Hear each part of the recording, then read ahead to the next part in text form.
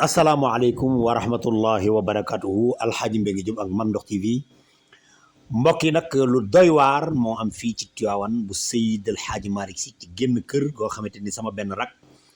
bu ñuy wax daam agent immobilier Cheikh Ahmed Tidiane Sy Al Maktoum di mag ci ki nga xamante ni moom la ñuy woowee Petit Mbay ñu gën koo xam ci bàcc ma sàmba wallahi sunu boroom wanete na boppam benn xaal lañu dagg ci kër ga